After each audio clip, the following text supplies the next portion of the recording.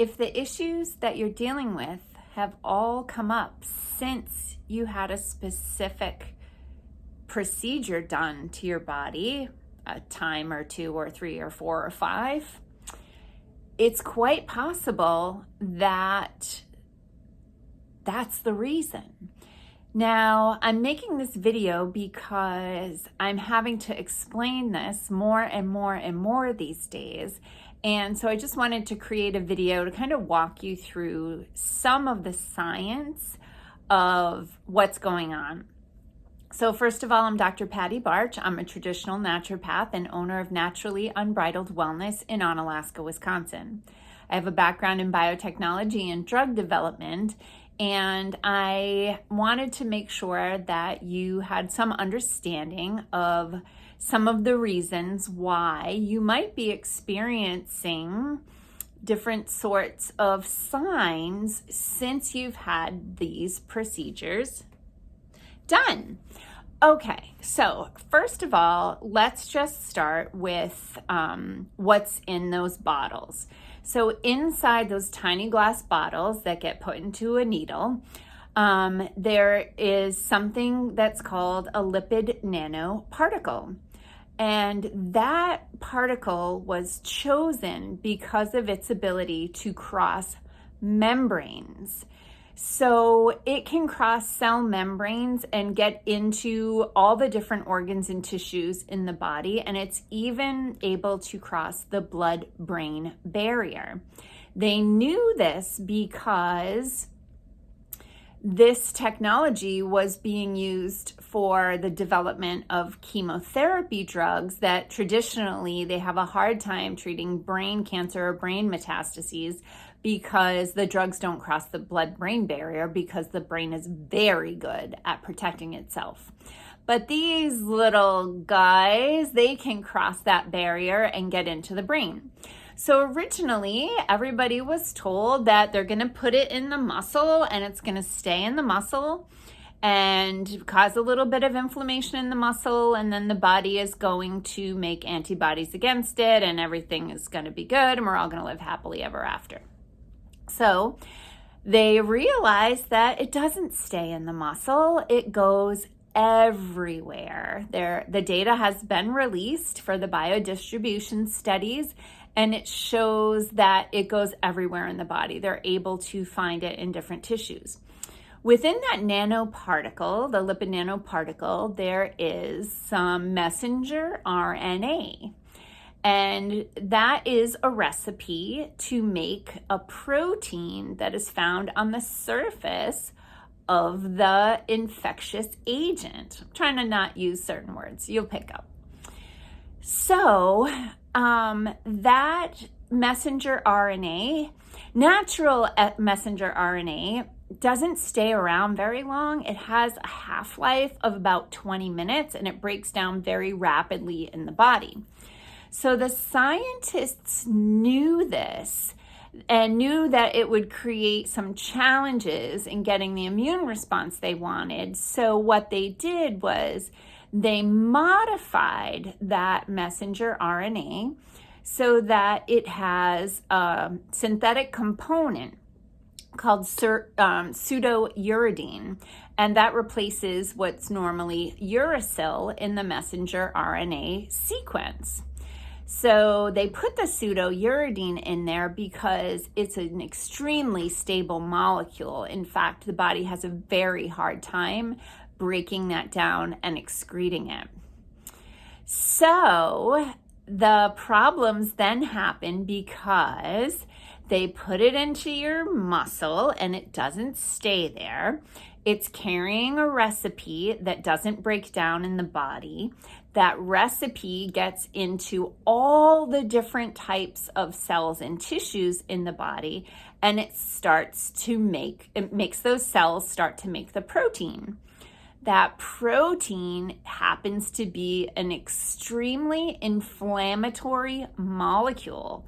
It causes inflammation in the body. And when you have inflammation, the body tries to heal that. It tries to figure out what's going on and how do I put out this fire.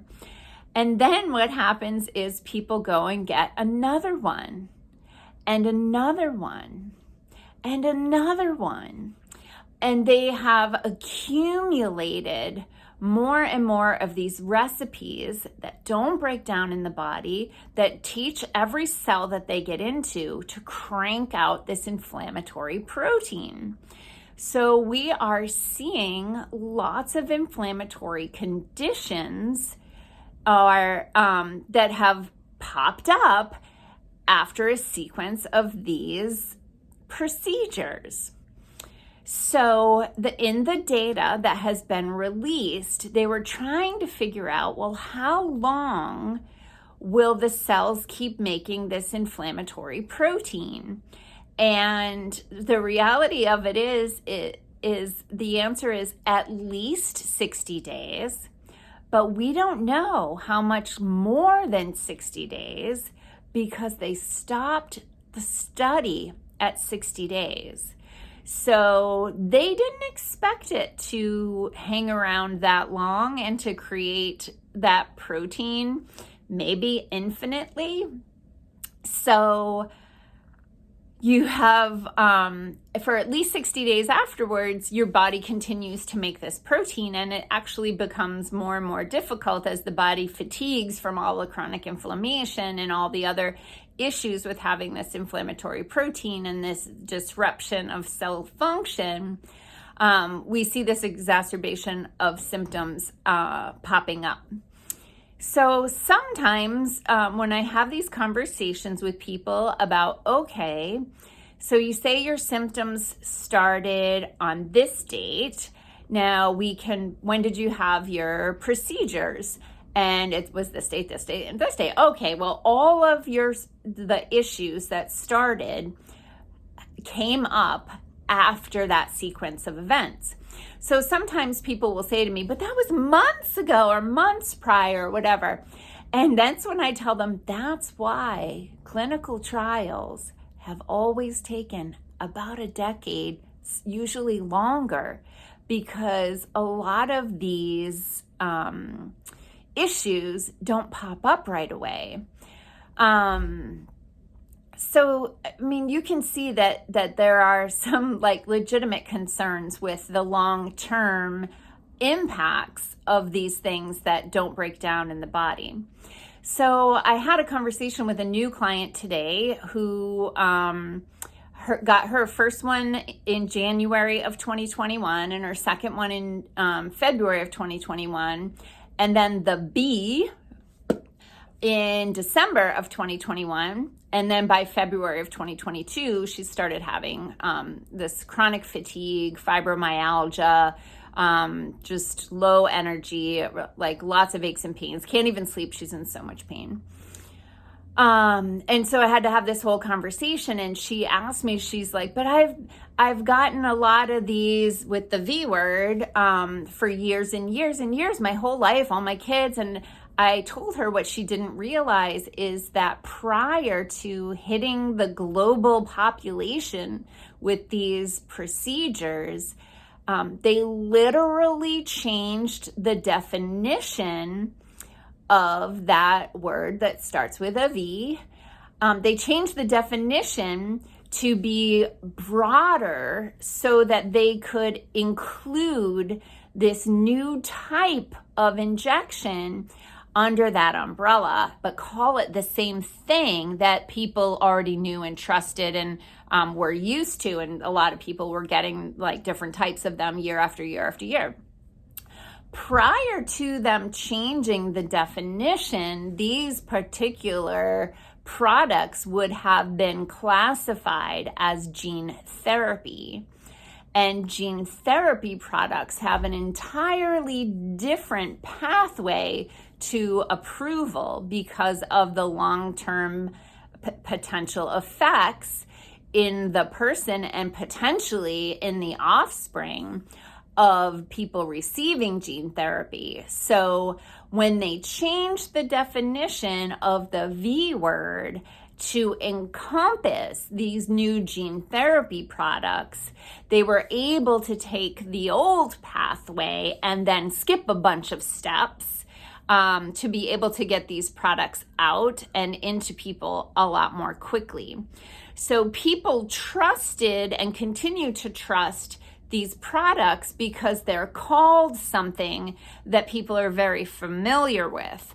But had they not changed the definition of that V word, and they kept it as gene therapy, a lot fewer people would have been signing up for it, because that was a new thing that they were not familiar with and didn't know how it could impact them. And that would have been informed to some extent. So this is just a short little video. There's, of course, a lot of molecular biology and immunology involved here. But I just wanted to pass on this information and let you know that if you have developed a collection of issues that have started at any point past your first, maybe your only procedure, you have to assume that the procedure caused it until something else can be proven. When an unproven product goes through the process of being scientifically verified, any issue that comes up in that study group is considered guilty until proven innocent. And then if they can link that issue to another cause, then they can rule that out. But in general, any issue that pops up after an intervention in an experimental product must be considered to be caused by that product. So I hope that you were able to decipher my code and that this has been a little bit helpful and enlightening for you to understand some of the biology of and pharmacology or whatever that is involved in these products.